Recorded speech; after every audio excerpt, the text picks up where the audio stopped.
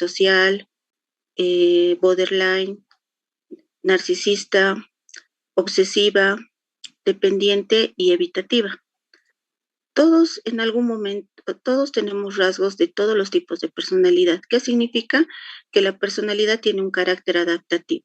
Donde nosotros vamos, la personalidad va a permitir que nosotros nos adaptemos a diferentes situaciones. Cuando una persona viene a un amigo y nos cuenta que donde va tiene problemas y él asume que todos son el problema menos él, ¿no? Entonces sabemos que esa persona tiene un trastorno de personalidad, ¿no? Porque afecta a todos sus entornos, su entorno familiar, su entorno social, su entorno laboral, hasta en pareja, ¿no? Entonces muchas veces estos patrones cuando llegan a ser son patrones que no se modifican, sino más bien la personalidad no se adapta, más bien tiende a desadaptarse y llegamos a tener como características rígidas de un tipo de personalidad, entonces sabemos que estamos frente a un problema.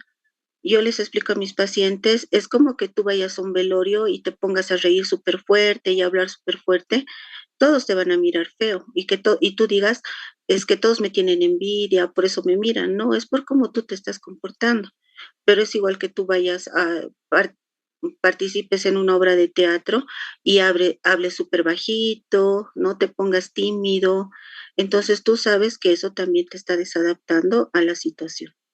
Entonces, cuando hablamos de trastornos de personalidad, vamos a explicar que son modelos característicos del pensamiento, de sentimientos y de relaciones interpersonales que son relativamente inflexibles y que producen graves alteraciones funcionales o sufrimiento subjetivo de la persona. Lo que les decía, ¿no? Todos están mal menos yo, ¿no? O sea, todos me odian, todos me envidian, entonces ya llega a ser un problema. Los comportamientos observados no son secundarios a otros trastornos mentales ni desencadenados por el consumo de sustancias. Y en la práctica clínica es difícil a menudo hacer esta distinción porque la alteración de la personalidad puede ser el primer signo de una enfermedad neurológica, endocrina u otra enfermedad médica grave, ¿no? Hay un estudio que decía que las personas que tienen trastornos de personalidad, o sea, una personalidad inflexible, rígida, que no tiende a cambiar y que genera desadaptación, eh, estas personas cuando tienen algún problema de tipo neurológico, y en el mañana vamos a avanzar delirium, normalmente tienden más fácil a hacer cuadros de delirium, ¿no? Entonces, las personalidades se dividen en tres grupos. El grupo A, que se llaman los solitarios o raros, el grupo B, que se llaman los inestables, y el grupo C, que se llaman los temerosos, ansiosos o miedosos, ¿no? Y en esta pregunta dice, ¿cuál creen, doctores, que es la respuesta?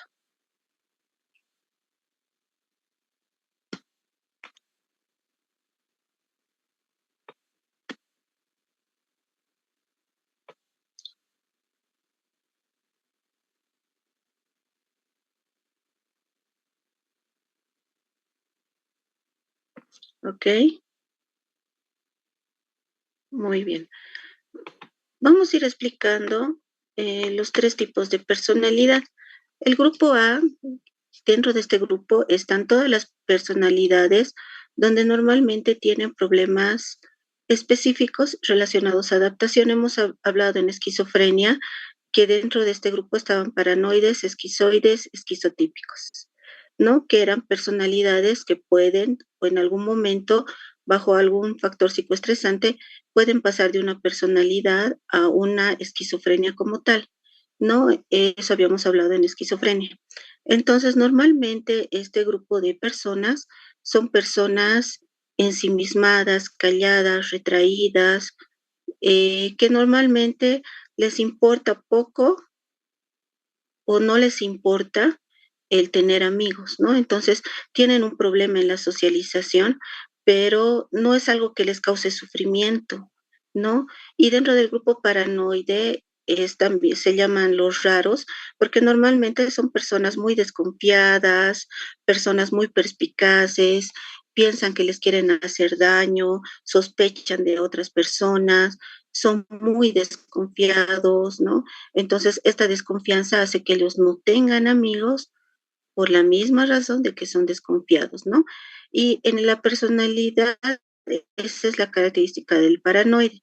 El esquizoide es una personalidad solitaria, rara, ensimismada, ¿no? Que no tiene que ver con la inteligencia, ¿no? Sí tiene ciertas características tipo autista, sí, y el esquizotípico son personas con pensamiento místico o mágico, ¿no? Son personas excéntricas, son personas que tienen creencias mágicas, creen en el tarot, en el horóscopo, creen en la brujería, ¿no? Y normalmente su vida está relacionado a esto, ¿no?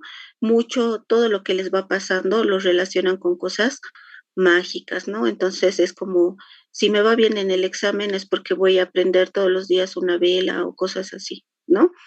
Y normalmente ellos quieren tener amigos, pero por esa excentricidad que ellos tienen, normalmente son rechazados, ¿no? Normalmente dentro, bueno, en nuestra población no es algo que sea tan raro el pensar en brujería, en ánimas, en que te han embrujado, en que no sé, y cosas así, pero digamos, en un país, en un país del primer mundo, escuchar estas cosas resultan pues no tan compartidas por la sociedad,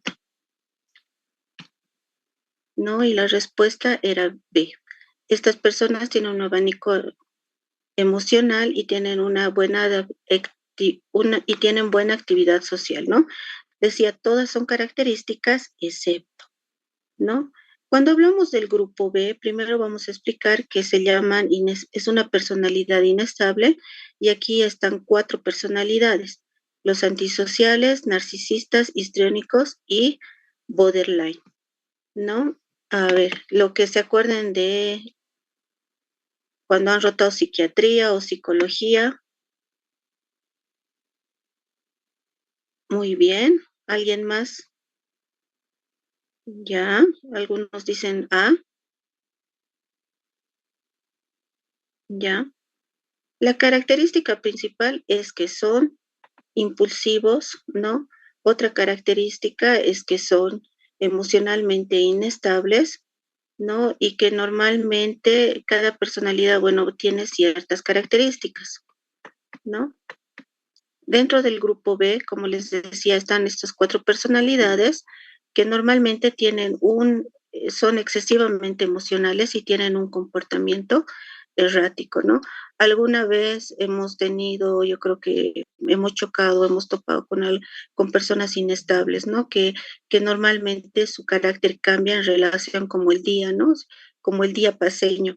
Si puede haber sol, lluvia y todo, y es más o menos algo así, pueden estar tranquilos, luego enojados, luego hasta tener hasta una intención suicida, que son características propias, ¿no? A diferencia de el narcisista que se muestra seguro, que se muestra con ciertas características de tipo, es vanidoso, es una persona ambiciosa, es una persona que dependiendo, porque hay 2 tipos de narcisistas, pueden ser personas que no importa como a quién pisar para yo sobresalir, ¿no? O sea, no me importa. Y hay otros que yo hago que las personas que estén a mi alrededor sobresalgan conmigo, ¿no? Entonces, esta característica puede definirlos. Además que, bueno, dentro de la personalidad narcisista, sabemos que son personas igual que los antisociales, sin empatía, ¿no? Son personas que pueden llegar a ser muy manipuladoras, ¿no? Y que pueden lograr que otras personas hagan lo que ellos quieran, ¿no? Entre algunas características de los antisociales es que son personas muy manipuladoras, ¿no? Muchas veces creemos que el antisocial, como escuchamos a veces en las noticias, es el que roba. Normalmente no es el que roba, es el que le manda a robar el antisocial, ¿no? Normalmente dentro de los antisociales son los que manejan grandes empresas, políticos, médicos. Dice que una característica para ser un buen cirujano es tener algunos rasgos, no digo un trastorno de personalidad, rasgos antisociales, porque normalmente el poder hacer el primer corte, no titubear, no tener miedo, son características que están relacionados más con el tipo de personalidad, ¿no? Muchas veces el ansioso va a tener miedo, va a dudar, ¿no? Y además que si hay una complicación, la persona antisocial no se va a dejar llevar por las emociones y va a poder terminar de hacer un procedimiento y pensar con frialdad, ¿no? Mientras que una persona ansiosa probablemente la persona ansiosa va a empezar a dudar, ¿no? Y eso puede llegar a tener complicaciones. Y las personas histriónicas, que son personas llamativas, son personas que desde que ingresan llaman la atención, ¿no? Ríen fuerte, hablan fuerte, ¿no? Quieren llamar la atención, quieren ser el centro de charlas, de conversaciones, y si uno los como que no les presta atención, ellos se sienten ofendidos, pueden también hacer cosas en contra de nosotros por cómo ellos se sienten tratados, ¿no? Y la personalidad borderline, que es una personalidad muy inestable, normalmente es una personalidad que se da en mujeres, son muy autodestructivas, emocionalmente inestables, se dañan, se meten en relaciones que saben que las van a terminar lastimando, ¿no? A veces tienen además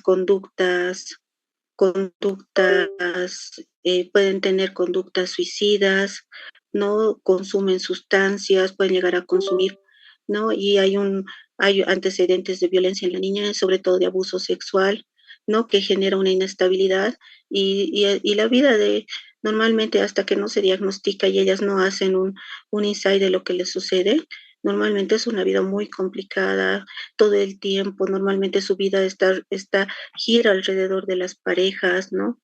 Entonces, eh, y cuando no están con pareja, pues es como que el mundo se les derrumba. Entonces ya son características que pues nos tienen que llamar la atención, ¿no? Entonces la respuesta era A, personas de comportamiento impulsivo.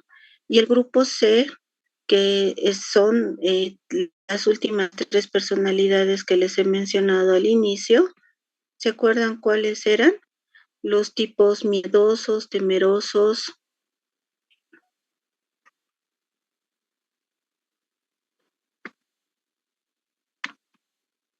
Muy bien. Creo que solo hay una que está en la clase. ¿Alguien más?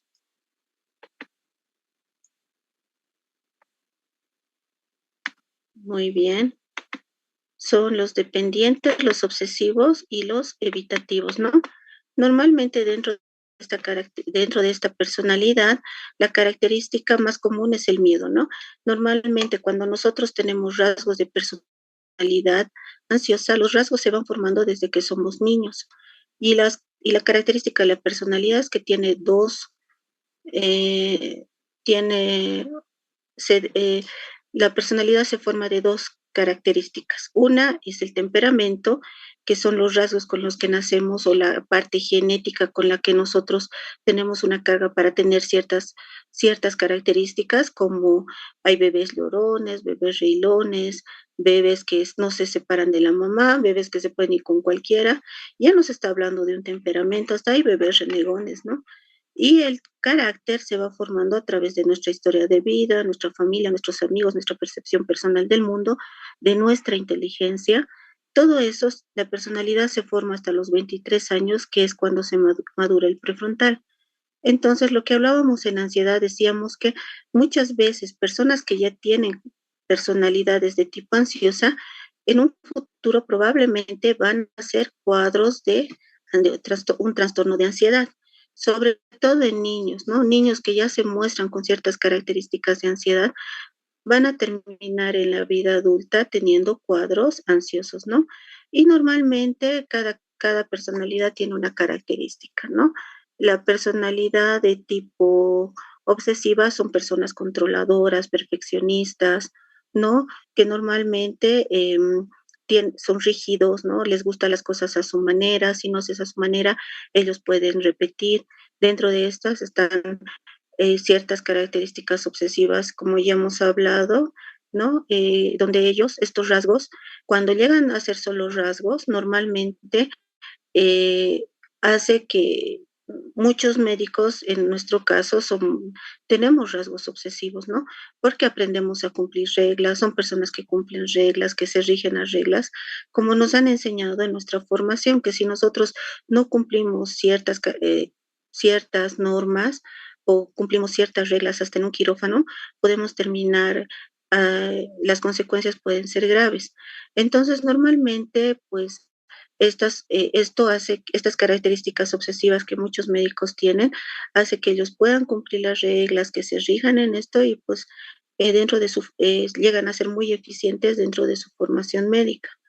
Las personalidad dependientes son personas que, y esto de los médicos, pues es algo que podemos tener pacientes dependientes de nosotros, sí, que nos llaman todo el rato, que quieren preguntarnos, que si alguien se enferma ya quieren, ¿no?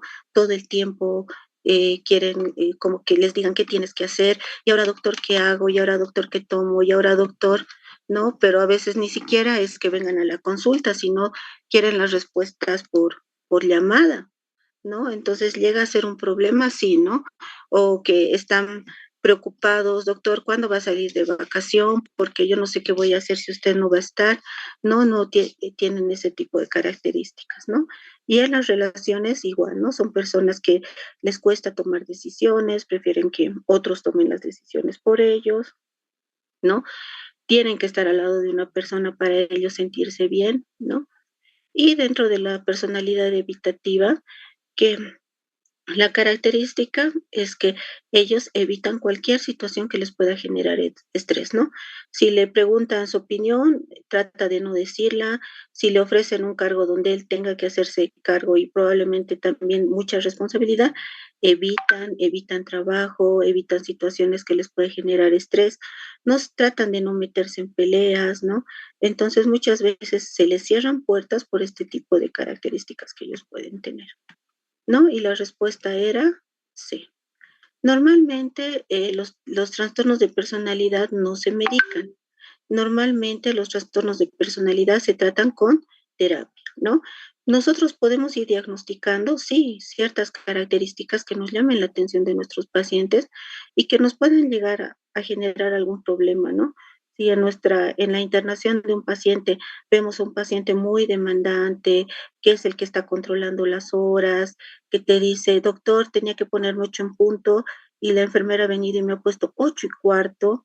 Doctor, he visto las complicaciones de los medicamentos, he leído todo lo que usted me ha dado y usted no me ha explicado qué complicaciones puede tener.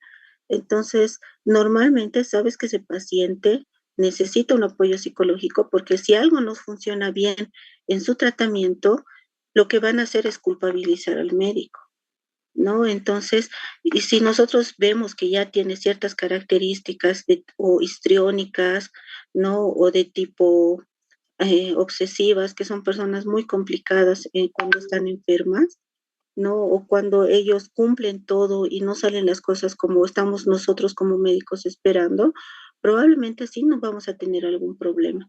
Entonces sí hay que tener mucho más cuidado con este tipo de personas, ¿no? Normalmente el único trastorno de personalidad eh, que se puede, cuando llega a ser muy desadaptativo y genera conflictos a su alrededor, ¿no? Y la única que se medica y la única que se interna es el trastorno de personalidad borderline. ¿Por qué razón?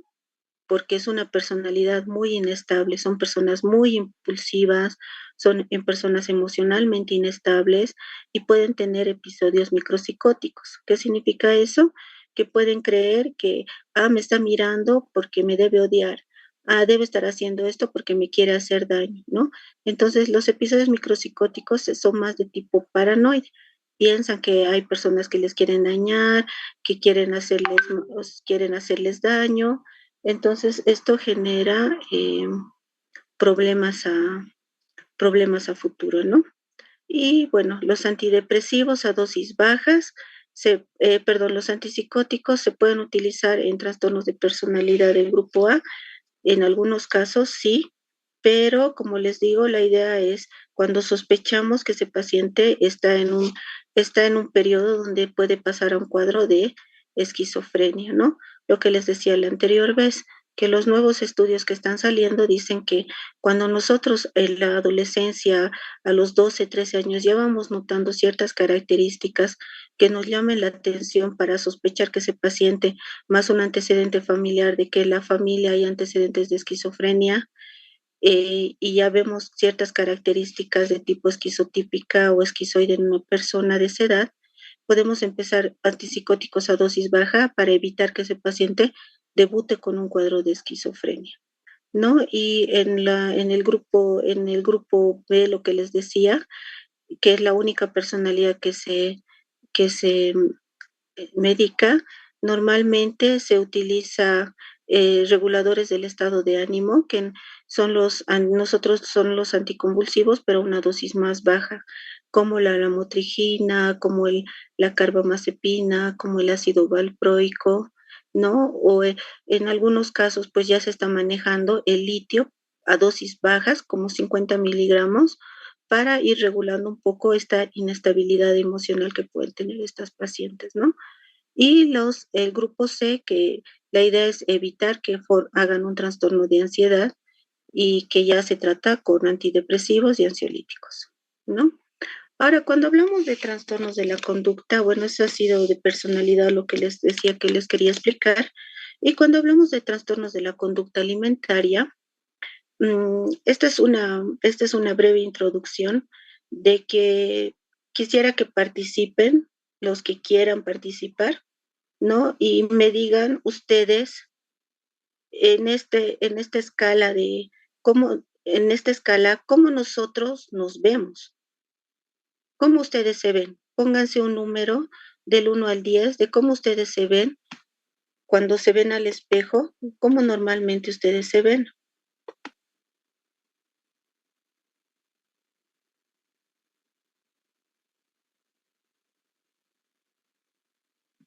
Algunos dicen 7, 6, 4.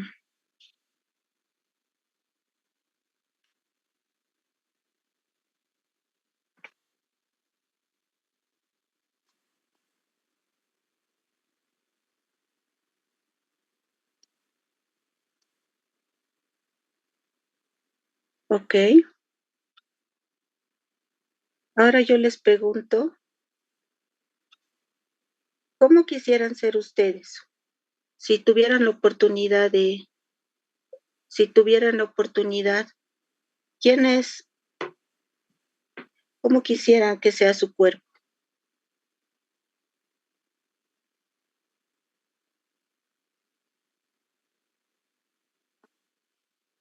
¿Ya? Las primeras, o sea, es cómo soy y cómo quisiera ser. Esa es la pregunta. ¿Cómo soy y cómo quisiera ser? Así más o menos quisiera que respondan, me veo como un 7, quisiera ser un 4, ¿no? Dice, soy un 4 y me gusta ser un 4, ¿no? Muchas veces, cuando he asistido a un taller de conducta alimentaria, nos han hecho hacer esta misma prueba, ¿no? Y decía, ¿cómo nosotros, como personal de salud, como médicos, si no estamos conformes con nuestro cuerpo, o a veces también puede ser que nosotros nos veamos con cierta distorsión, ¿cómo podemos tratar a una paciente que tiene este problema? ¿No? Normalmente, dentro de lo que nuestra sociedad nos dice es que normalmente la delgadez es lo mejor, ¿no? Delgadez en nuestra sociedad significa salud. Delgadez en nuestra sociedad significa belleza. Delgadez en nuestra sociedad significa, em, también significa disciplina, ¿no? Quererse, ¿no? Muchas veces no se dan cuenta que puede haber muchos problemas detrás de cómo nosotros nos vemos. Entonces, partiendo tal vez de eso, podemos entender cómo si nosotros mismos, que no tenemos un problema de conducta alimentaria, y muy pocos creo que están conformes con su cuerpo, ¿no? ¿Cómo nosotros podemos hablar de conducta alimentaria si nosotros mismos puede ser que tengamos un problema que no estamos tratando? Ok, doctores. Entonces, ya desde esa perspectiva, creo que todos nos tenemos que hacer un cierto autoanálisis para ver realmente cómo nosotros hablamos a nuestros pacientes, ¿no? Partimos del hecho de que en adolescentes y en niños nosotros no hablamos de cuerpo, ¿no? Y a veces por salud tenemos que tener mucho tino para ver cómo nosotros hablamos a nuestros pacientes, ¿no? Yo tengo una paciente con anorexia que después de casi 2 años estábamos logramos que la paciente aumente de peso y que ella se sienta mucho mejor con su cuerpo y por azares del destino la tuvieron que operar de la rodilla y cuando fue al traumatólogo a su control, el traumatólogo le dijo, oye, estás gorda, tú no puedes engordar, te va a hacer daño a tu rodilla, ¿no? Entonces, solo ese comentario ha hecho que la paciente entre en crisis y nuevamente vuelva a retomar sus conductas restrictivas, ¿no? Entonces, me daba ganas de llamarle al traumatólogo y decirle, ¿en qué siglo vive, doctor, no? Ya estamos en una nueva era, estamos con nuevas cosas y este tipo de comentarios pueden hacer mucho daño a las personas. Por eso les digo, hay que tener mucho tino cuando nosotros hablamos acerca del peso, ¿no? Y tal vez una de las preguntas más importantes es, ¿cómo se siente usted con su peso? ¿No? Solo haciendo esa pregunta nos apertura a que nosotros podamos entender cómo nosotros, eh, cómo nosotros podemos abordar a un paciente, porque puede ser que sea obeso y sí necesitamos decirle, señor, tiene que bajar de peso, pero la idea es explicarle desde, desde, desde el tema de salud, ¿no? Como el tema de que desde un índice de masa corporal, desde los riesgos que puede tener, pero no usar adjetivos calificativos como está gordo o no se da cuenta cómo está, no se fija en un espejo, ¿no? Que son comentarios que muchas veces los médicos lo hacen, ¿no? Y, y piensan que es un chiste, pero no se dan cuenta que hay chistes que no son chistosos, son chistes que hieren a la persona que los está recibiendo, ¿no? Y ya desde eh, cuando nosotros hablamos de conducta alimentaria, vamos a hablar eh, de trastornos de alimentación y de consumo de alimentos que constituyen un grupo de problemas donde hay alteraciones de la alimentación. Los más conocidos que nosotros, o sea, lo que más conocemos es la bulimia y la anorexia, pero hay otros como la vigorexia, la ortorexia, que son nuevos diagnósticos de esas personas que todo el tiempo quieren comer solo cosas nutritivas, restringen todo lo que puede ser eh, cualquier otro tipo de alimentos procesados, altos en grasa, ¿no? Entonces, chatarra, lo que normalmente conocemos, o la ortorexia, que es las personas que solo se enfocan en su físico, ¿no?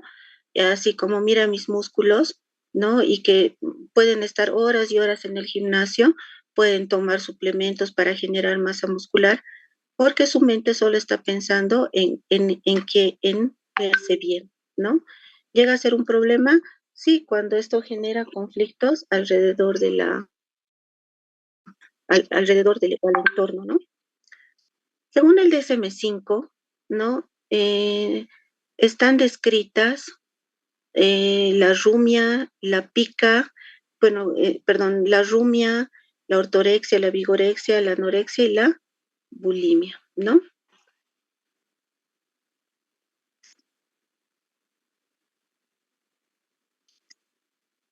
Perdón un minutito. Entonces, y, normalmente en el DSM-5 se definen por ser mutuamente excluyentes en un episodio particular con base en el conocimiento. A pesar de que son fenotípicamente similares, se refiere a la anorexia y la bulimia y que pueden diferir en su evolución, pronóstico e intervenciones terapéuticas, ¿no? En el DSM-4 había tres trastornos, que era el de evitación, el de restricción restricción de consumo de alimentos, y la rumia y pica, ¿no? Clasificados algunos desde normalmente la rumia, la pica y los trastornos restrictivos que se dan en la niñez, ¿no? Hay muchos niños que no quieren comer verduras, ¿no? Y los papás les dejan, ¿no? O que cuando tú les das verduras, ellos empiezan a separar, aunque trates de ocultar, ¿no? O que no quieren comer carne, o que no quieren, o que evitan ciertos alimentos, ¿no? Y muchas veces en este tipo de comportamiento los papás también apoyan, ¿no? Es como, es que mi hija no come carne. O sea, señora, su hijo está con anemia severa y no está haciendo algún tipo de suplementación. Entonces, o que te digan, no come mi hijo verduras, pero le doy vitaminas porque no come verduras. Entonces, ese tipo de comportamiento es algo que se va dando desde que son pequeñitos, ¿no? Puede ser una característica del autismo, sí, pero hay niños que son eh, sensibles a ciertas texturas, a ciertos olores, a ciertos sabores que evitan, pero normalmente es algo que se puede trabajar, sí, se puede trabajar, pero como les digo, a veces es una conducta que los papás van permitiendo. Y en la actualidad se incluyen diagnósticos como las comilonas. ¿Por qué razón? Porque normalmente una persona obesa o una persona que tiene atracones, nosotras no lo enviamos a un servicio de psicología, ¿no? O sea, sos, creemos que es gordo porque quiere ser gordo, ¿no? Y no entendemos que hay un problema de fondo que hace que esa persona esté comiendo de más, ¿no? O que haya un cuadro de ansiedad que hace que tenga mucho más apetito y que la persona cuando está en episodios de ansiedad, empieza a comer o tener atracones, ¿no? O que hay muchas personas que comen cuando están tristes, ¿no? O cuando algo no les sale como quieren. Yo creo que alguna vez alguno ha encontrado consuelo en la comida, ¿no? Entonces, cuando esto se vuelve como algo que genera un circuito en nuestro cerebro de recompensa, que la comida, obviamente por los receptores que tiene, los receptores cannabinoides, ¿no? Genera placer. Entonces, nosotros normalmente eh, podemos entrar así una dependencia a comer en exceso, sí, y normalmente no se envía a un psicólogo. Los únicos que probablemente envían es los cirujanos que hacen cirugía bariátrica, ¿no? Porque si el cerebro no cambia, si nuestro pensamiento no se modifica en cómo nosotros vemos la comida, ¿no? Entonces, por más dieta que hagas, vas a volver a lo mismo en algún momento. Vas a volver a comer en exceso y vas a volver al mismo circuito del que estás intentando salir. Y es lo que normalmente pasa. Las personas con obesidad a los 5 años, antes, si es que han bajado de peso y no mantienen su peso por 5 años, probablemente van a volver a ser obesos. ¿No? ¿Por qué? Porque la mente sigue siendo la mente de un obeso que encuentra consuelo, que encuentra paz, que se siente bien, que puede como que un momento salir de sus problemas por comer, ¿no? Entonces todo eso tiene que ser visto por un servicio de psiquiatría. Entonces, esta modificación que se ha hecho en el DSM, el tema de las comilonas, esta es una idea para que ustedes como médicos especialistas a futuro puedan diagnosticar, puedan enviar a un servicio que corresponda para que los tratamientos que ustedes hagan no terminen en la nada, no terminen con recaídas, no terminen con que duró poco tiempo, no terminen con pacientes frustrados que ya no quieren saber de bajar de peso, que no quieren hacer su tratamiento de diabetes, ¿no? Bueno, vamos a hablar de la pica, ¿no? Creo que ¿se ve la pantalla, doctores? Sí, aquí se ve, doctora. Exactamente. Ya. Cuando nosotros hablamos de pica, tenemos que tener claro que es el comer cosas que no tienen un valor nutritivo, ¿no?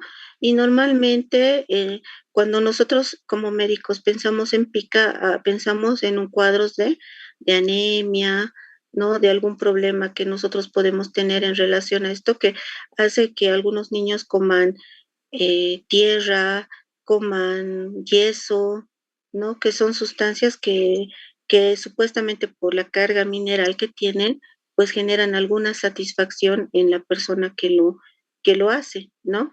Eh, entonces, normalmente, como les digo, eh, se puede empezar en la infancia, en la niñez, y es el comer cosas no nutritivas durante un mes o más y que normalmente puede traer consecuencias en relación a nuestra salud, ¿no? Eh, y en términos generales, no es que haya una aversión específica hacia los alimentos, pero sí una preferencia por ingerir sustancias como yeso, almidón, jabón, papel o cenizas, ¿no? Una vez me llamaron a mí para un caso, para un niño que se comía tarros de Nivea, ¿no? O sea, la mamá no entendía cómo desaparecía su crema, ¿no? Hasta que un día lo vio a su niño comerse todo el frasco de crema Nivea, ¿no? Entonces, lo llevaron para que le hagan un lavado gástrico, ¿no? Entonces ahí la mamá dice, no, es que mi hijo no comió, no es este el único frasco porque mi crema se acaba rápido. Entonces era algo que le agradaba al niño la ingesta, ¿no? De, este, de esta sustancia. Y para el diagnóstico se necesita descartar prácticamente culturalmente aprobadas y específicas y que comúnmente no son causadas por una deficiencia nutricional particular. Y el comienzo es más frecuente en la niñez, pero el trastorno aparece junto con otros cuadros psiquiátricos en adultos. Normalmente, cuadros de psiquiatría pueden estar relacionados con consumo, con comer cosas que no son saludables. Y se ha observado un vínculo con el embarazo, pero el problema se diagnostica solo cuando el comportamiento agrava los riesgos médicos, ¿no? Entonces, muchas veces en nuestra cultura hay una tierrita, ¿no? Que se come, que se llama pasa, ¿no? Culturalmente es aceptable, además que se utiliza con fines. ¿Para qué se utiliza, doctores, la pasa? Aquí en el lado andino.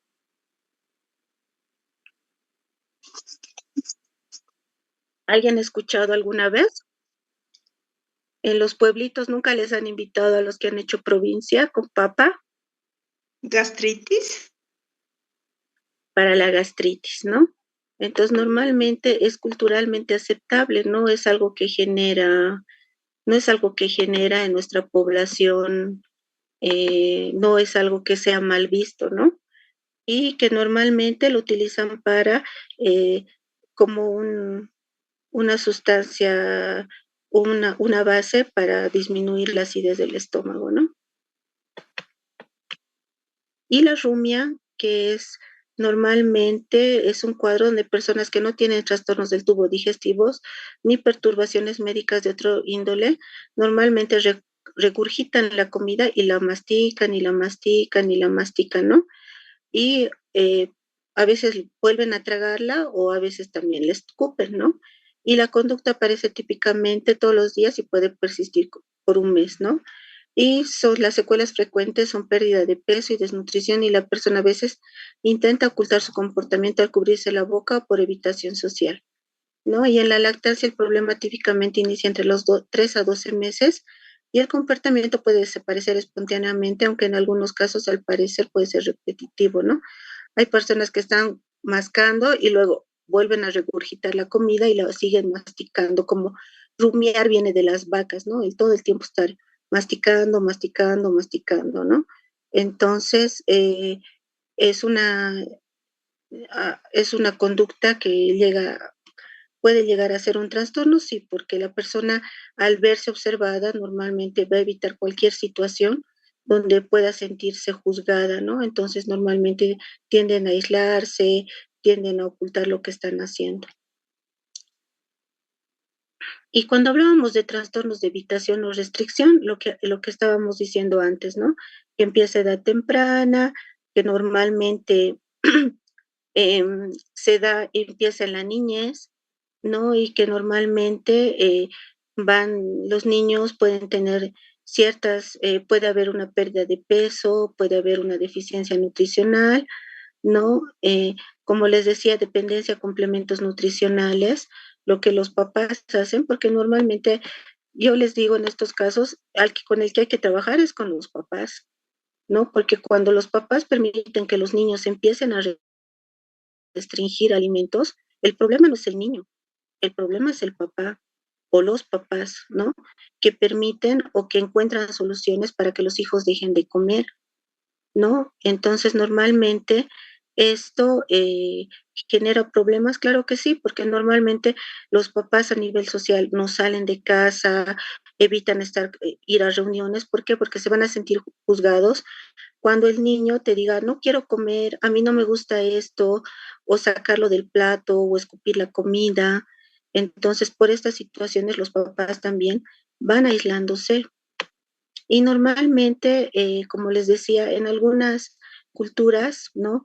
Y también desde una parte religiosa, muchas veces hay conductas restrictivas, pero hay conductas restrictivas a veces desde un tema religioso peligrosas, ¿no? Que a veces 2 o 3 días los tienen en ayuno y, y los tienen en oración y normalmente genera problemas, va a generar problemas a futuro, ¿no? Y el hecho de, ¿no? Y hay que descartar de que no hay alimentos, o sea, no es que yo quiera restringir porque estoy rodeada de comida, hay que ver, ¿no? Si en la casa hay comida y la persona restringe, entonces sabemos que es un problema, pero otra cosa es que no haya comida, ¿no? Y el problema debe distinguirse de la anorexia nerviosa. ¿Por qué? Porque normalmente en la anorexia nosotros restringimos relacionando a cómo nosotros nos vemos. Pero en este tipo de restricción, la restricción es porque no me gusta el sabor, la textura o algo que me hace restringir. Puedo comer otras cosas, solo es, digamos que no me gusta la carne y no como carne. Entonces, y tengo un cuadro anémico moderado a severo, no como mujer porque menstruo, porque pierdo sangre cada mes, ¿no? Entonces, y eso ya es un problema, ¿no? Y que normalmente no hay un factor emocional como tal que esté evitando que yo no coma. Y el trastorno por lo común comienza como les he dicho, desde que son pequeñitos, pero eh, desde que son pequeñitos y pueden persistir toda la vida. Y el problema es igualmente prevalente en varones y mujeres y a menudo coexiste con ansiedad, trastornos de déficit cognitivo y de atención y situaciones de grandes tensiones familiares. Y también puede haber retraso en el desarrollo y déficit funcionales que pueden ser notables si el problema es de larga duración y pasa inadvertido, ¿no? Eh, Tenía una colega que trabajaba todo el día, entonces no tenía tiempo para estar con su hijo y su hijo tenía problemas, o sea, tenía 2 años y él no quería comer. Lo único que él comía era papas y pollo Copacabana. Y su mamá todos los días iba a comprarle papas fritas y su pollo Copacabana, ¿no? Para que por lo menos coma algo. Porque la abuela que lo cuidaba en el día decía que no comía. Pero de alguna forma esto ha generado que el niño entre en una desnutrición severa y se interne en el hospital del niño, no siendo un problema grave. ¿Por qué razón? Porque la que tenía que cambiar y modificar con el apoyo de la nutricionista era la mamá, porque la mamá encontró la salida fácil y se quedó con la salida fácil para que su hijo coma, ¿no? No buscó ayuda y siendo personal de salud, ¿no? Entonces no es algo que esté fuera de nuestra realidad, doctores. Ahora, cuando hablamos de trastornos de conducta alimentaria, doctores, ¿cuál creen que es la respuesta correcta?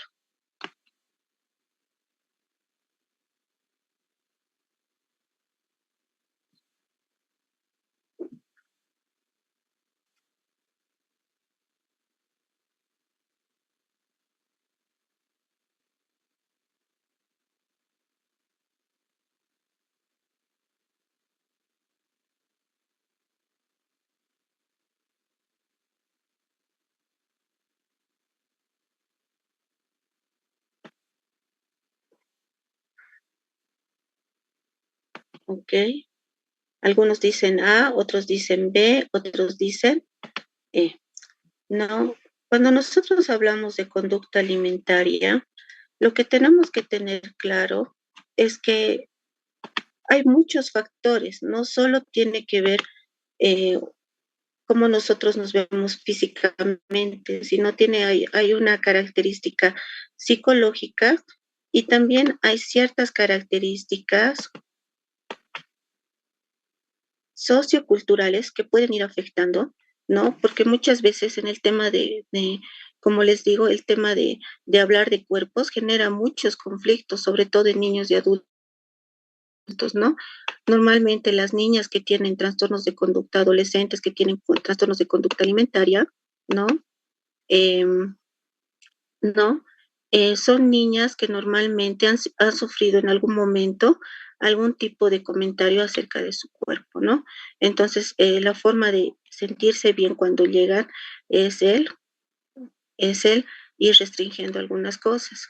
Además que, como les decía, hay un carácter cultural, claro que sí, ¿no?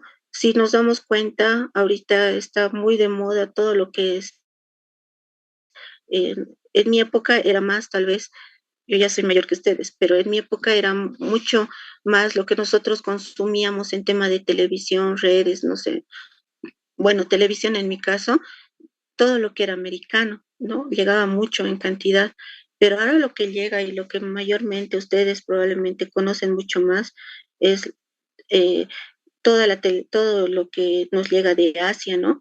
Y normalmente, ¿cómo es la imagen de la mujer asiática? ¿Cómo es la imagen de la belleza que estamos recibiendo ahora? Súper Alguien que delgada. quiera súper delgadas, ¿no? Mientras más delgadas,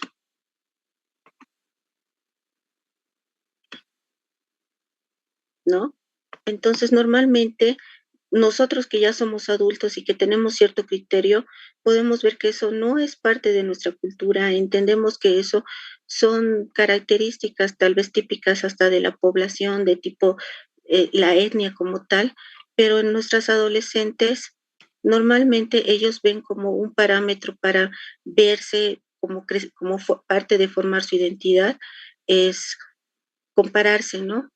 Y cuando mi cuerpo no es igual que el cuerpo de una coreana, entro en problemas. Además que nosotras, las mujeres que vivimos en la altura, pues tenemos el tórax como un proceso de adaptación. Nuestro tórax es mucho más ancho, entonces es bien complicado que nosotros tengamos el cuerpo que normalmente recibimos como el cuerpo que nosotros recibimos a través de la, de la de las redes sociales, ¿no? Y es cierto, ¿no? Aquí ponían un comentario que cuando llega la ropa de Corea, ¿no? Una talla S acá es como un XXL, ¿no? Entonces una ya se siente mal al ver una talla como esa, ¿no? Entonces dices, ¿qué ha pasado? ¿Por qué yo tengo esa talla, ¿no?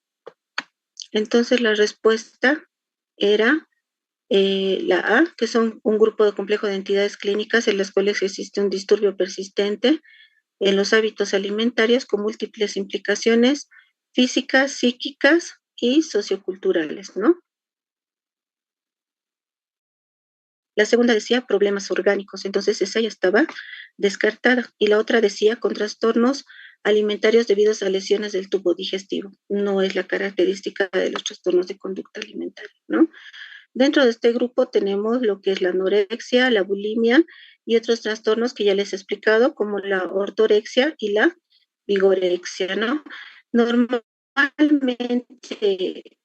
en, en anorexia y bulimia, el 90% de los casos que vamos a ver normalmente se dan en estos cuadros, ¿no? Pero el 90% se ve en mujeres.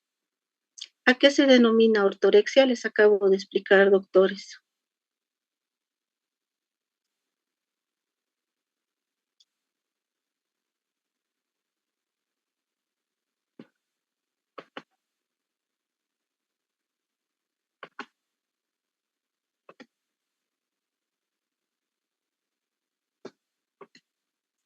Ahora les voy a preguntar, ¿quién de ustedes tiene ortorexia. Viendo estos criterios, alguien que diga, sí, creo que sí tengo, o sí, creo que he visto algún paciente que tiene esto y no le he diagnosticado.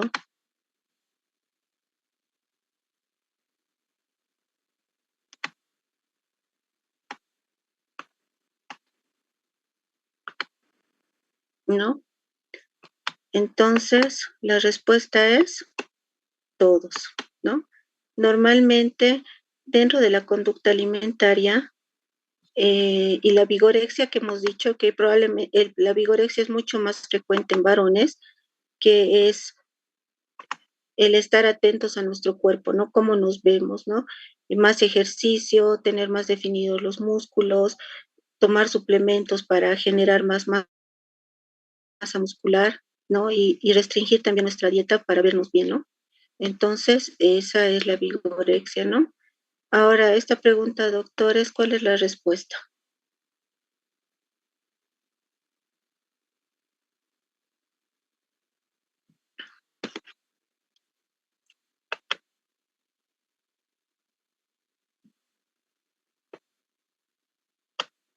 Algunos dicen D, ¿no?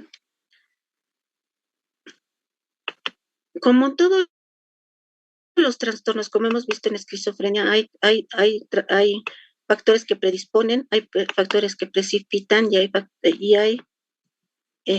hay factores que mantienen la enfermedad, ¿no? Y lo que se ha visto en anorexia, doctores, es que normalmente los pacientes que no tiene que ver el tema económico, ¿no?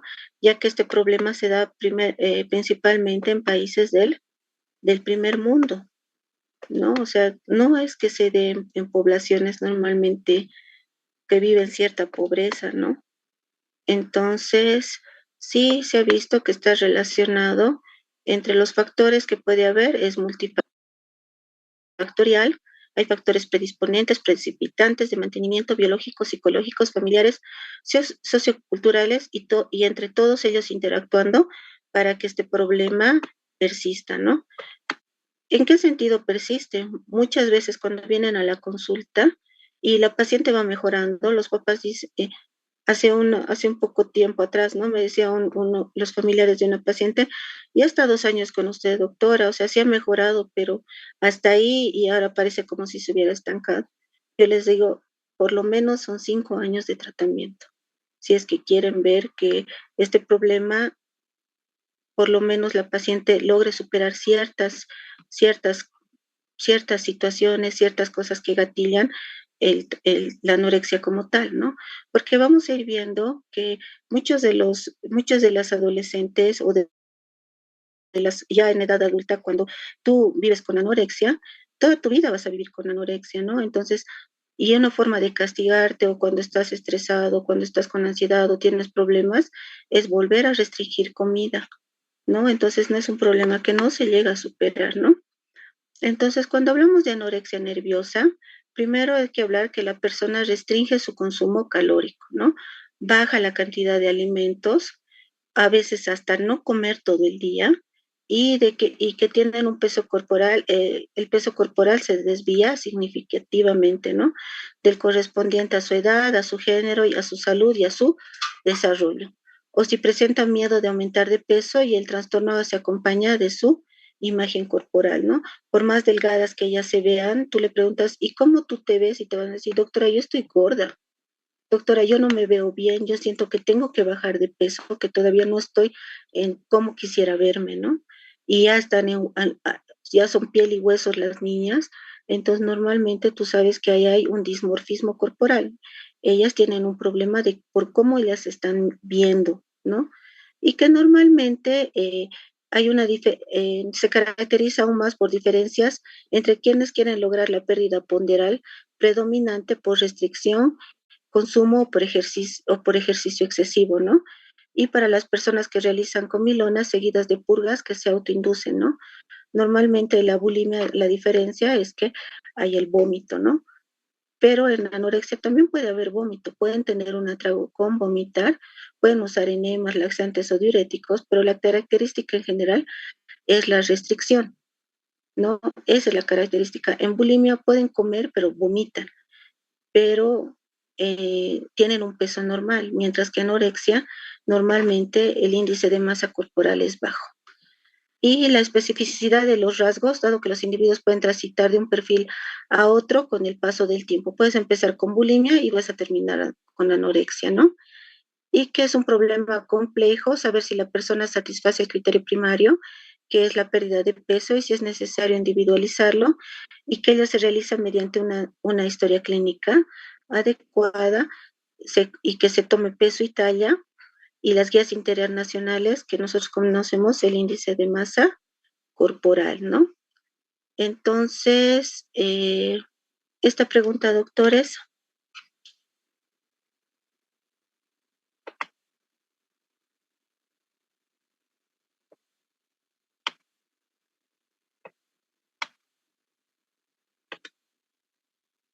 Algunos dicen B, muy bien. Y la respuesta es una restricción calórica, ¿no? El miedo intenso a ganar peso y una distorsión de la imagen corporal.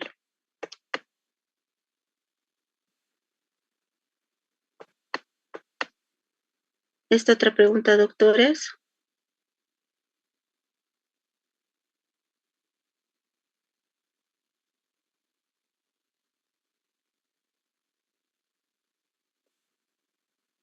¿No?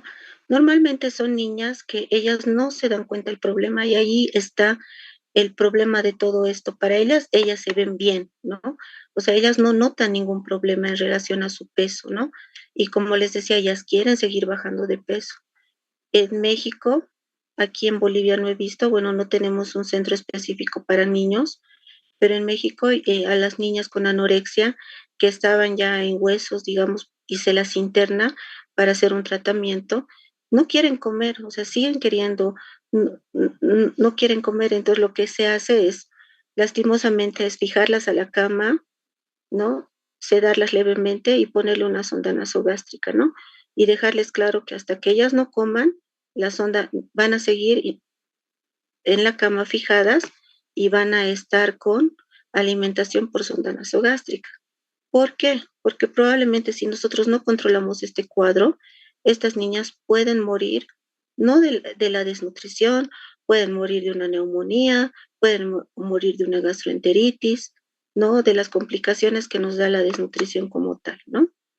Y dentro de la epidemiología, lo que hablábamos, ¿no? Es más frecuente en mujeres, normalmente en relación al otro Harrison, al anterior Harrison, que decía que el 1% de las mujeres sufría de anorexia, ahora le está diciendo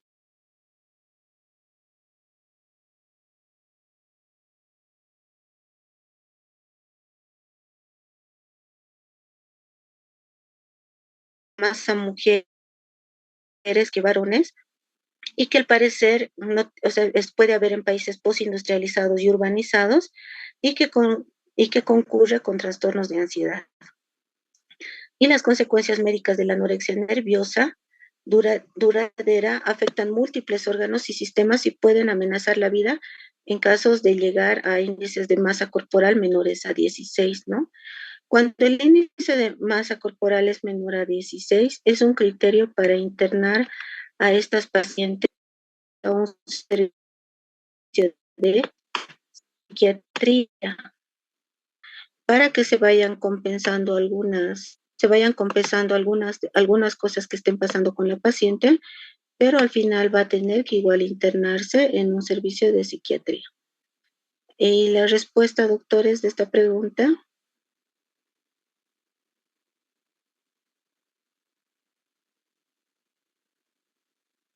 Muy bien.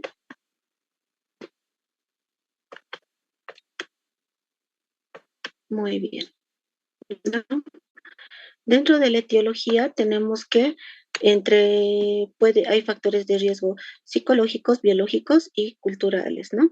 Dentro de estas tenemos tal vez algunas de las más importantes: el abuso sexual o físico en la infancia, antecedentes familiares de trastornos del estado de ánimo que deben considerarse como influencias inespecíficas, ¿no? Además que son las personas como que sufren estos cuadros, normalmente tienen rasgos obsesivos, tienden a ser perfeccionistas, a verse bien, ¿no? Tratan de sobresalir en relación a sus compañeras de su edad, ¿no? Que son características que nos llaman la atención. Y que al incrementar la reducción de peso se agrava el temor de volver a engordar.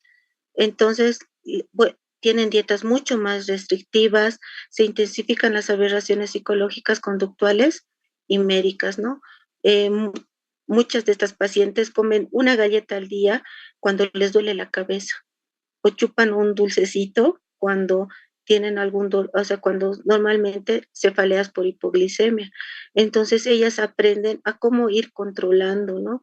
Ahora cosas, estas aberraciones que se llaman, hay grupos, doctores, donde te enseñan cómo ir restringiendo, qué cosas puedes hacer para que la familia no se dé cuenta, ¿no? Y muchas veces es como, ay, mi hijita está bajando de peso, qué bien, ¿no? Los papás no se dan cuenta, ¿no? Y lo último es que hay estudios recientes que han identificado alteraciones en los circuitos de la sensibilidad de recompensa y funciones directivas en la anorexia y perturbaciones intrínsecas en la corteza frontal y la regulación de captación interoceptiva por parte de la ínsula anterior, de la saciedad y del hambre, ¿no? Y sí, y dice que aún siguen siendo puntos controvertidos los datos neuroquímicos que incluyen la participación de la grelina. Nosotros sabemos que la grelina es una sustancia que se crea en el estómago y que está relacionada con la saciedad, ¿no? Entonces también se forma del tejido adiposo, entonces, perdón, y normalmente estas pacientes restringen, ¿no? Entonces se ha relacionado un poco con esta sustancia. Esta pregunta, doctores, ¿cuál es la respuesta?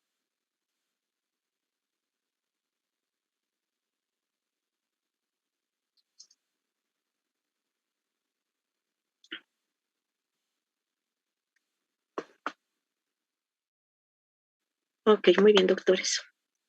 Dentro de las manifestaciones clínicas de la anorexia, tenemos que normalmente se da en la fase media o en la fase final de la adolescencia y en ocasiones el trastorno se desarrolla al comienzo de la pubertad, antes de la menarquia, pero en ocasiones raras comienza después de los 40 años, ¿no?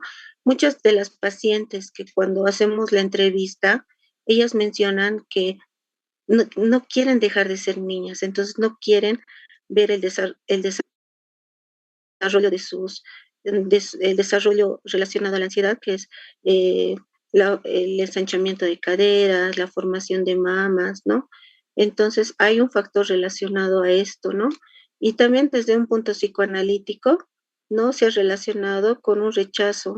Hay un rechazo o hay, desde un punto psicoanalítico se dice que estas niñas guardan un secreto del padre, ¿no? Algo que han visto, algo que les ha generado algún malestar, ¿no? Pero como les digo, eso es más psicoanalítico. Y las personas con anorexia, a pesar de tener un peso menor al ideal, sienten un miedo irracional a engordar, ¿no? Y también presentan distorsión de su imagen corporal. Entonces, muchas veces, si ustedes, digamos, a una paciente con anorexia quieren que suba de peso sin un seguimiento psicológico, lo único que van a hacer es que la paciente tenga recaídas, porque el problema está en la mente, en cómo ellas se ven. Entonces, ustedes pueden darle toda la comida, ponerle sonda, como les comentaba y todo, pero si no trabajan en la parte cómo ellas se ven, la no aceptación del cuerpo, esta paciente no va a salir de ese circuito, va a aumentar de peso y va a entrar en crisis, en crisis, en crisis, y va a volver a restringir más y más y más y más. Entonces, parte de la terapia es explicar cuáles son los efectos secundarios de que ella esté en ese estado, ¿no? Una vez escuchaba una paciente, doctora, tengo el mejor colesterol que ha debido ver. Tenía 30 de colesterol. Y ella decía, doctora, ve, estoy muy bien. Y yo le decía, no, no estás bien, porque el colesterol es la sustancia con la que se generan hormonas en nuestro cuerpo, porque el colesterol también ayuda en la mielinización de tu cerebro, ¿no? Entonces, la idea de que algunos crean que tener los triglicéridos y todo así, pero súper bajo, lo único que están haciendo es dañar otras funciones de su cuerpo, ¿no? Y dentro de la anorexia, tenemos que es más frecuente en mujeres, la prevalencia, este cuadro es del anterior Harrison, es el 4%, la disminución importante del peso.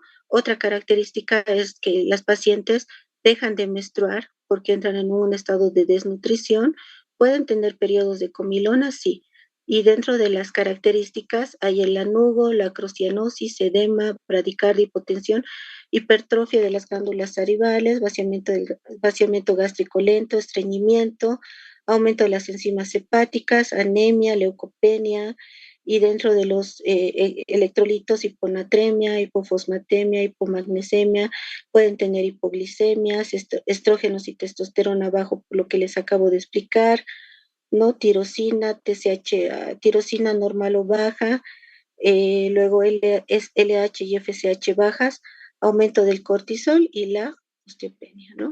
O sea, el restringir comida, sabemos que nos va a generar bastantes problemas, ¿no? Y ya hemos visto, dentro de los físicos, tenemos el estreñimiento, bradicardia, hipotensión o hipotermia, y un vellito que nos sale con lo que nacen los bebés, que es el lanugo, ¿no? Pueden tener también alopecia, ¿no? Además que normalmente tienen acrocianosis de los dedos, normalmente no regulan bien la temperatura estas niñas, ¿no? Y es por la restricción que tienen. Aquí, doctores, ¿cuál es la respuesta correcta?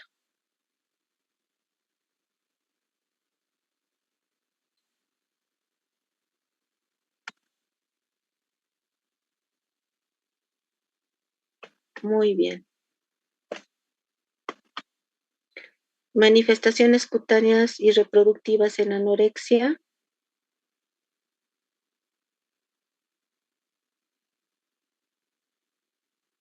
Muy bien, doctores.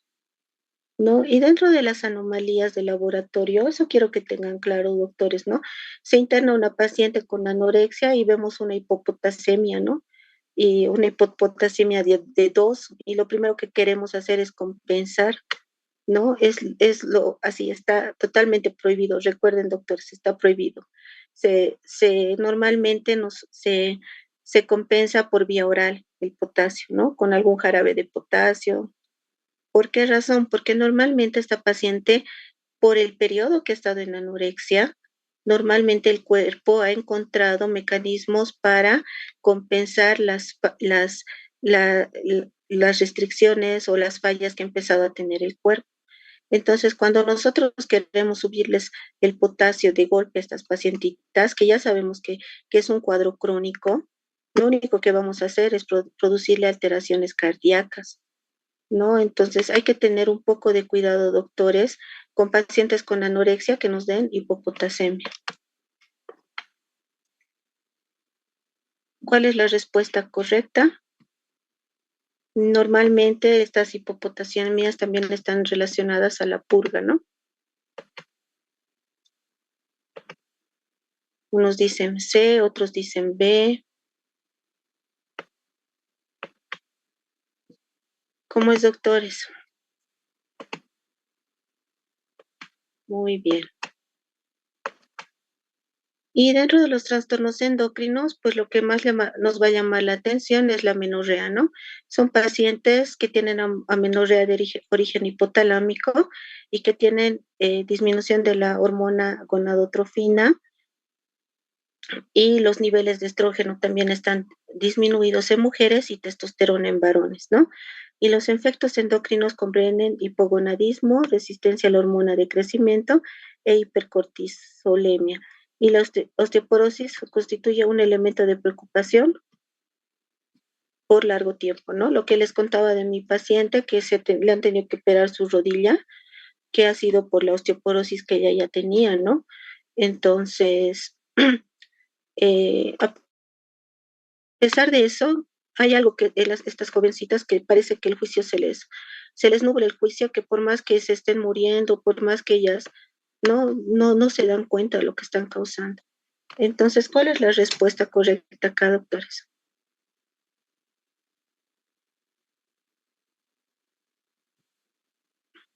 Muy bien. ¿Y esta?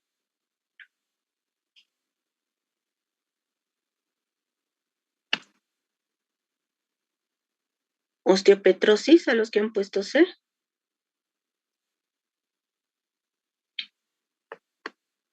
Muy bien, osteoporosis, ¿no?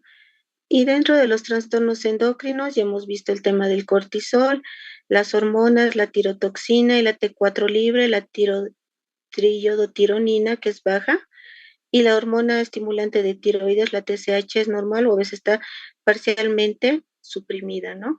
Entonces, ¿por qué es importante esto, doctores? Porque muchas veces el tema es que mejorando la alimentación y tal vez desde esa parte se puede abordar un poco el tema, es decirles que si ellas consigan con esa conducta, probablemente van a tener problemas de fertilidad a futuro, ¿no? Entonces, a veces solo con eso logramos que las pacientes vuelvan, ¿no? Y la idea es primero que si regulamos la alimentación, tendría que volver de forma natural el tema de la menstruación, pero después de cierto tiempo de esperar, de unos 3 meses que la paciente no menstrua, hay que pensar en, y ya que ha regulado su alimentación, hay que pensar probablemente en utilizar algún suplemento que son normalmente los endocrinólogos utilizan anticonceptivos, ¿no? Para ir regulando este tema hormonal. Y que el diagnóstico de anorexia nerviosa se basa en la presencia de ciertas características, ¿no? Entonces, cuando hablamos de anorexia, primero es el, la renuencia a mantener el peso o a subir de peso a pesar de que saben que están con un índice de masa corporal bajo, el miedo intenso a aumentar de peso, ¿no? La idea de la imagen deformada, o sea, cómo ellas se ven, que nosotros le llamamos dismorfismo corporal, y la amenorrea, ¿no? Esos son los 4 criterios para, para diagnosticar anorexia. Y el tratamiento, normalmente el tratamiento para la anorexia es el apoyo terapéutico que se les brinda a los pacientes, y normalmente desde un punto, tal vez ustedes como médicos, es hablar de las complicaciones de lo que puede generar este problema futuro, ¿no? Porque ese es el tema con las adolescentes, ¿no? Que ellas no piensan en el daño que están causando a su cuerpo. Y el tratamiento normalmente está relacionado al peso. Como les decía, índices de masa corporal menores a 16 son pacientes graves que tienen que internarse en un servicio de medicina interna o de psiquiatría para recibir el apoyo, porque probablemente he visto pacientes con un índice de masa corporal de 13, una paciente con índice de masa corporal de 11 que estaba en terapia intensiva, ¿no? Que era piel y huesos, pero la paciente no entendía, ¿no? Que tenía que comer, ¿no? Entonces, normalmente estas pacientes pueden llegar hasta ese punto por no, por no comer, ¿no? O sea, hay una irracionalidad en el pensamiento.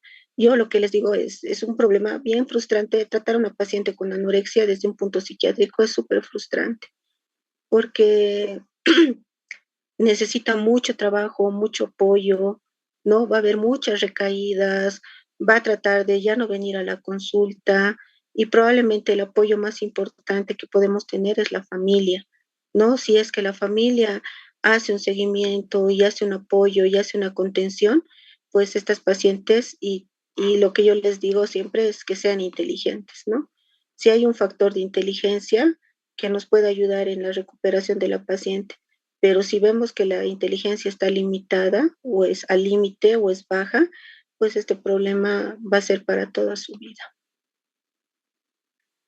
¿no? Entonces, ¿qué se interna? También cuando hay ideación suicida, cuando hay abuso de estimulantes, ¿no? Hay pacientes que igual utilizan medicamentos, ¿no? Como las anfetaminas, la anfetermina, que utilizan para bajar de peso. Y el tratamiento es el restablecimiento de la nutrición por vía oral, y que y que normalmente da buenos resultados recurrir a otros métodos parenterales, como les comentaba, ¿no? Y la idea es subir de peso, pero con el apoyo terapéutico, ¿no? O sea, si ustedes quieren que, pueden hacer ustedes que suba 1, 2, 3 kilos en una semana o en 2 semanas, pero la paciente va a entrar en crisis, porque la idea es cómo ella se ve. Entonces, cuando ella sienta que está comiendo en exceso, va a volver a restringir. Entonces, normalmente se tiene por mes que subir solo hasta 400 gramos, doctores, de peso para que la paciente se sienta tranquila con la subida de peso, ¿no? Y el tratamiento psiquiátrico es normalmente, se necesita de apoyo emocional y en segundo lugar el paciente debe aprender a no basar su autoestima en un peso inapropiadamente bajo, ¿no?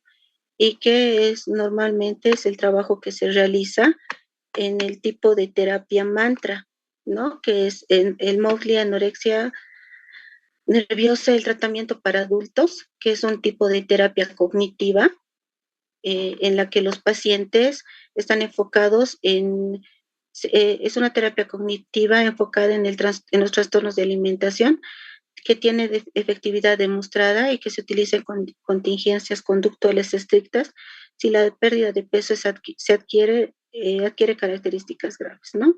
Normalmente la evolución es variable y normalmente puede ser que solo haya un episodio en la vida, pero normalmente es una enfermedad crónica y van a tener crisis repetitivas, ¿no? Y que la mortalidad por anorexia es de 5.1 por 1000 personas y constituye el trastorno más frecuente en problemas psiquiátricos, sobre todo en adolescentes. Y que ninguna intervención farmacológica como tal resulta buena, a no ser que se trate la depresión o la ansiedad que pueden estar coexistiendo, y que el aumento de peso, como les decía, se hace por semanas o por meses, viendo las características de la paciente, entre 225 a 400 gramos por semana para evitar el tema de la realimentación. Y muchas personas pueden remitir el cuadro después de 5 años con tratamiento. Entonces, ¿cuál es la respuesta, doctores, de esta pregunta?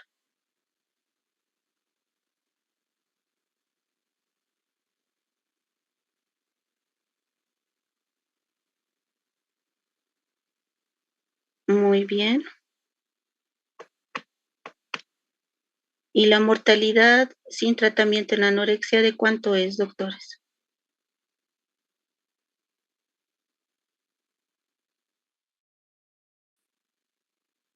Es bastante alta, ¿no, doctores? Si se dan cuenta, 5 en 1000 son muchos. ¿Y las terapias psicológicas con evidencia en anorexia en adultos es?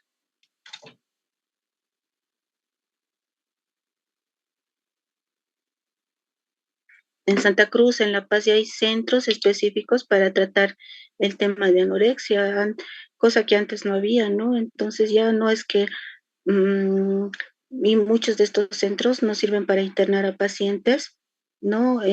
Tal vez de forma particular, ojalá en algún momento sea para todo el público, ¿no?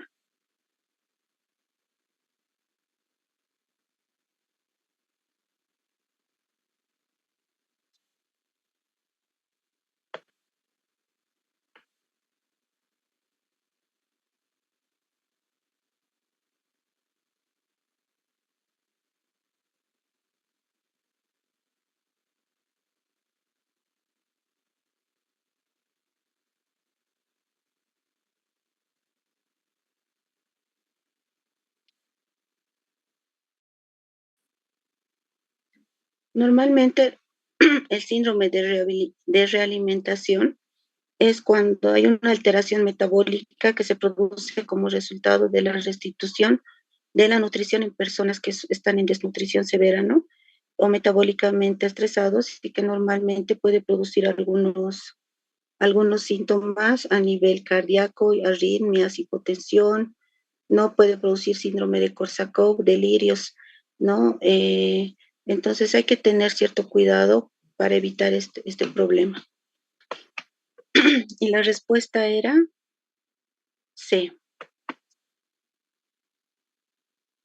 Y la terapia es mantra.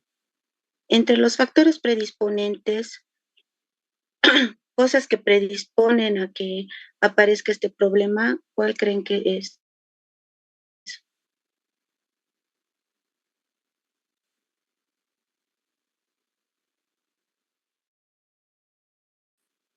Muy bien, doctores. Y entre factores que pueden precipitar la enfermedad.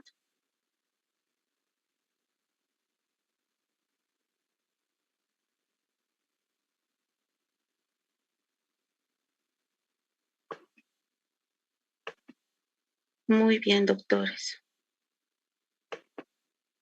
Y entre los de mantenimiento, los que hacen que la persona no salga de este problema.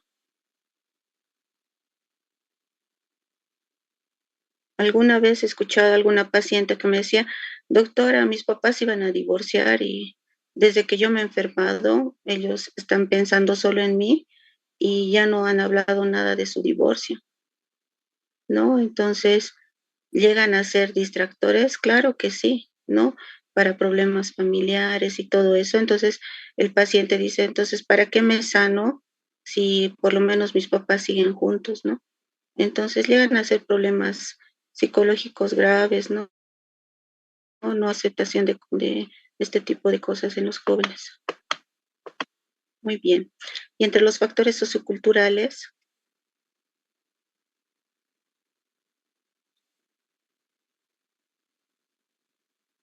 nos dicen E, D. ¿Ustedes creen que hay profesiones de riesgo que hacen que las mujeres sean delgadas? Algunos dicen E, otros dicen D. Claro, el modelaje. El modelaje, doctora. Sí, hay Eh, también las aeromosas, ¿no? la Después, actuación. sí, bailarinas de ballet, bailarinas, ¿no? Profesionales, azafatas, ¿no? Que sí son profesiones de riesgo para entrar en este tipo de problemas, ¿no? Entonces la respuesta es todos, ¿no? En un criterio diagnóstico para anorexia, menos de cuál creen que tiene que ser el índice de masa corporal. Muy bien. Muy bien, doctores. Y cambios sanguíneos que se dan en la anorexia nerviosa, excepto, esta es una pescadita.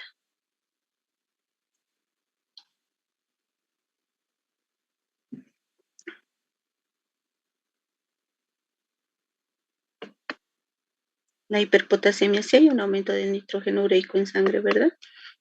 Hiperpotasemia. En relación a la anorexia, ¿cuánto es la mortalidad? Otra vez, en otra forma, la misma pregunta. Ok, muy bien. Muy bien, doctores.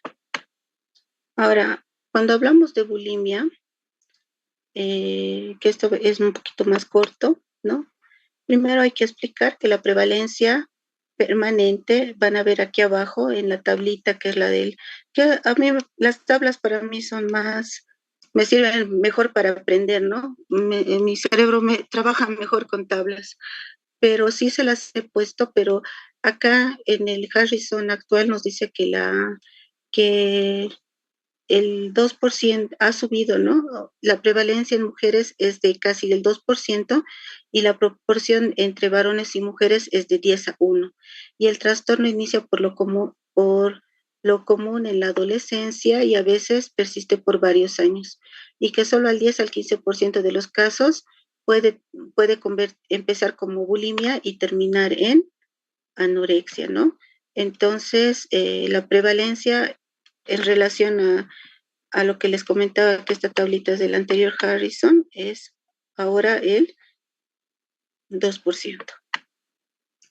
Dentro de las manifestaciones clínicas, se describe a personas que comienzan periodos repetitivos y frecuentes cuando por lo menos una vez por semana durante 3 meses de comilonas, o sea que lo que nosotros llamamos atracón, ¿no?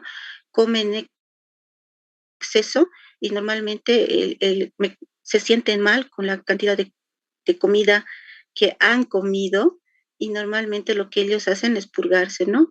Pueden tener purgas autoinducidas, pueden usar enemas, laxantes o hacer ejercicio excesivo para no aumentar de peso, ¿no? Y la comilona se define como el consumo de alimentos en un lapso particular, por lo común de menos de 2 horas, ¿no? Normalmente la idea del atracón es comer en exceso todo lo que encuentres, porque no sientes que algo te llega a saciarte, y cuando pasa ese tiempo es como la culpa, ¿no? Viene la culpa de por qué he comido tanto y el castigo, ¿no? Entonces, en bulimia, nosotros, como nos hemos sentido culpable, podemos utilizar cualquiera de estos métodos para no subir de peso. Pero en la comilona o en el tema de obesidad, nosotros no utilizamos ninguno de estos tipos de métodos para bajar de peso, ¿no? Y normalmente, como ocurre en la anorexia nerviosa, se perciben perturbaciones de la imagen corporal y son el elemento promotor del comportamiento. Pero a diferencia de la anorexia, las personas tienen un peso normal o un poco de sobrepeso y típicamente la persona describe pérdida de control, se avergüenza de sus actos y suele comentar que los episodios son desencadenados por sentimientos de autoestima negativa o sobre tensiones sociales, ¿no? Normalmente están asociados a un estado emocional, ¿no? Entonces, para los signos diagnósticos de bulimia tenemos el acceso recurrente al consumo desenfrenado de alimentos, un comportamiento inapropiado y recurrente para compensar la comilona, que son vómitos, purgas autoinducidas, y que normalmente el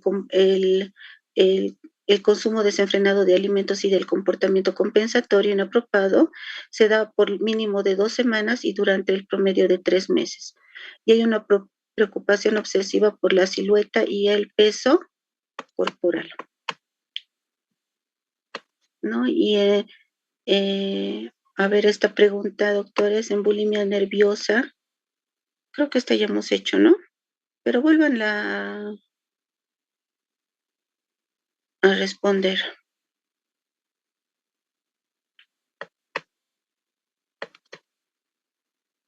muy bien, doctores, para los que están. ¿Y el peso típico en bulimia cómo es?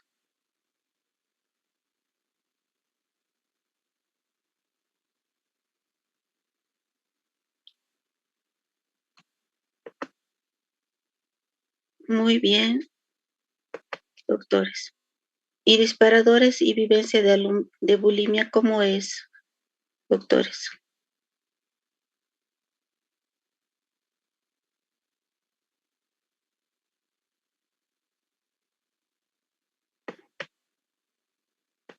Ok. Dentro de las manifestaciones clínicas tenemos que normalmente empieza en la adolescencia o a principios de la edad adulta y durante una dieta o poco después a menudo se acompaña de depresión, y la alimentación calórica autoimpuesta supone aumento del hambre y sobrealimentación, ¿no? Restringo, siento hambre y me doy el atracón. Y para no engordar, la paciente se produce vómitos o toma laxantes o diuréticos, ¿no? Y dentro de las manifestaciones clínicas tenemos los vómitos, como ya hemos dicho, ¿no? Además, eh, puede estar asociado a síntomas de ansiedad y de depresión, ¿no?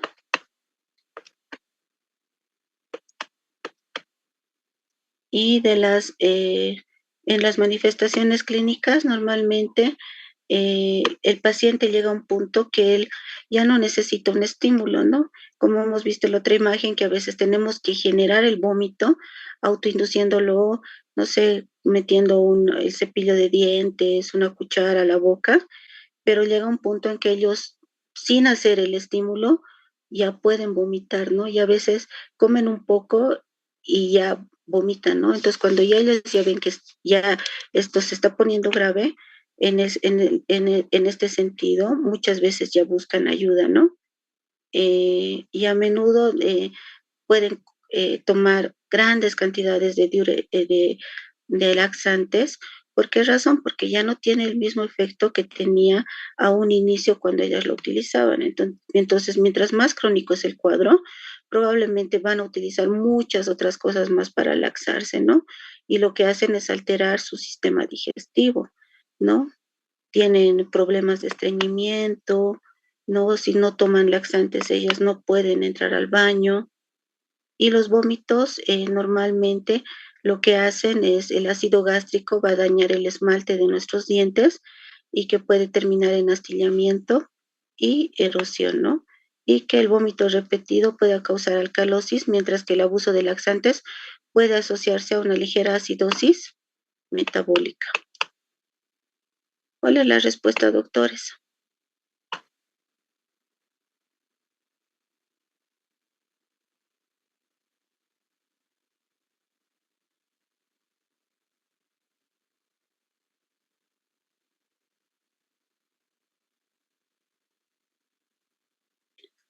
Normalmente las glándulas parótidas, los conductos de las glándulas parótidas terminan lesionándose por el ácido, el ácido estomacal que termina dañándolas. Entonces, como un efecto inflamatorio, se da el crecimiento de las parótidas, ¿no? Y el diagnóstico, ya hemos dicho cuáles son los signos, entonces ya sabemos cómo se hace el diagnóstico. Y el pronóstico normalmente de bulimia es más favorable que de anorexia. La mortalidad es mucho más baja, es 50% de los pacientes se recupera por completo en un lapso de 10 años y muy pocos progresan de bulimia a anorexia. Y el tratamiento normalmente está centrado en la terapia cognitivo-conductual. Acá sí se puede utilizar algunos antidepresivos, ¿no? Como los ISRS que están indicados, pero la terapia en realidad es lo que más les ayuda y obviamente el manejo también es multidisciplinario por las complicaciones que puede quedar por el tema de la purga. Y el tratamiento eficaz en bulimia, doctores, ¿cuál es?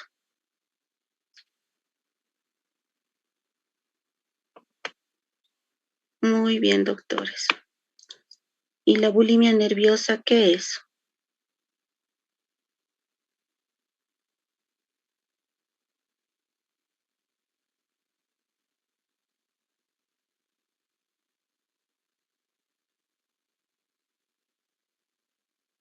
Algunos dicen A, otros dicen D.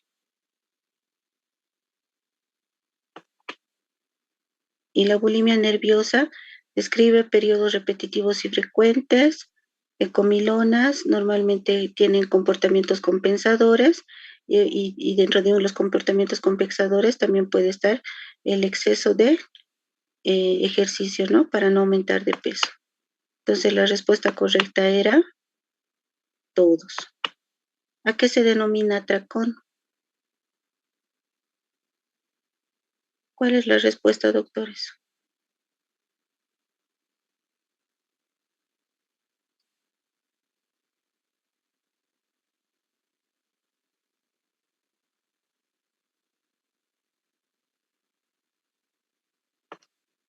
Entonces, la característica del atracón es la ingesta en un corto tiempo, en un periodo de una cantidad superior que la mayoría de las personas pueden ingerir de comida y que la sensación de pérdida de control sobre la ingesta de alimentos, por ejemplo, una sensación de no parar de comer o no poder controlar el tipo de comida, es una característica del atracón y que los atracones y las conductas compensatorias inapropiadas tienen lugar como promedio al menos 2 a 3, por lo menos 2 veces a la semana por 3 meses y la autoevaluación está exageradamente influido por el peso y la silueta corporal. Entonces la respuesta correcta era A. En relación a la bulimia nerviosa, doctores.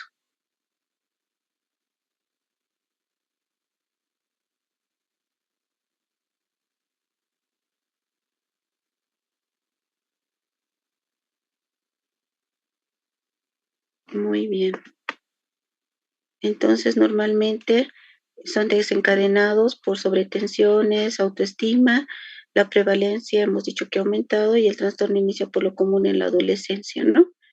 y el 10 al 15% de los casos va a transicionar a anorexia. La respuesta correcta era todos. Ay, mira, esta pregunta se saltó. Era el diagnóstico diferencial de la bulimia nerviosa es tumores, hipopituitarismo, diabetes y enfermedad de Addison, ¿no? La diabetes ya sabemos que también pueden tener aumento del apetito, ¿no? Pero ahí no hay una distorsión del cuerpo, ¿no? No es que ellos se vean, no quieran estar flacos, digamos, ¿no? Y con esto acabamos, doctores. Cuando hablamos de comilonas, tenemos que explicar que normalmente es el consumo excesivo de alimentos como se da en la bulimia nerviosa, pero en este no hay comportamientos compensatorios. Normalmente solo viene el atracón y ya, ¿no? Entonces, obviamente, como no hay estos mecanismos compensatorios, la persona va a aumentar de peso, ¿no? Igual se da en cortos tiempos, ¿no? Y que normalmente otros signos son similares o incluyen la angustia por el comportamiento y la experiencia de perder el control que culmina en el consumo más rápido de mayores cantidades de alimentos de los que se pretendía comer cuando no se tenía hambre. Como les decía, está relacionado eh, a, a situaciones emocionales que hacen que la persona encuentre satisfacción o genere algún tipo de sensación agradable, o como les decía, el comer como consuelo, como para aliviar ciertos síntomas, ¿no? Y que la prevalencia a los 12 meses es más en mujeres y que hay una proporción mucho menor, la prevalencia a los 12 meses en mujeres es de 1.6 y hay una proporción mucho menor de mujeres en relación a varones, que es en el caso de la bulimia nerviosa. No sé, aquí es más frecuente en varones que en mujeres el tema de los atracones, ¿no? Y son escasos los conocimientos en cuanto a la evolución del trastorno. Como les decía, sí hay, en el Harrison dice esto, que no hay mucho, pero en realidad ahora sí ya se está relacionado mucho entre obesidad y el tema de la salud mental, ¿no? Como si nosotros no cambiamos lo que les decía, el cerebro de una persona, perdón que lo diga así, el cerebro de una persona gorda, por más que le esté flaco, probablemente va a volver a recaer después de un tratamiento tal vez para bajar de peso, porque el tema es cómo él relaciona la comida, cómo él se siente cuando come. Entonces, si eso es lo que nosotros no tratamos, esta persona va a tener recaídas, ¿no? ¿Y cuál es la respuesta, doctores, en esta pregunta?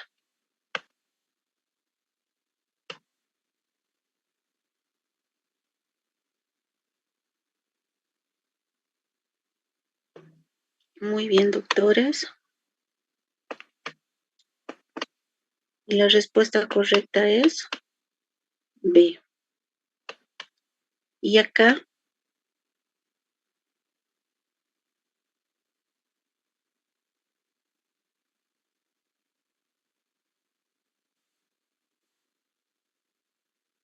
lean bien la pregunta, doctores.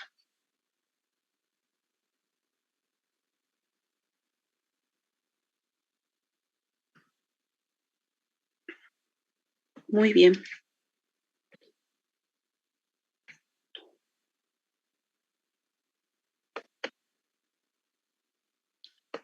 Muy bien, doctores.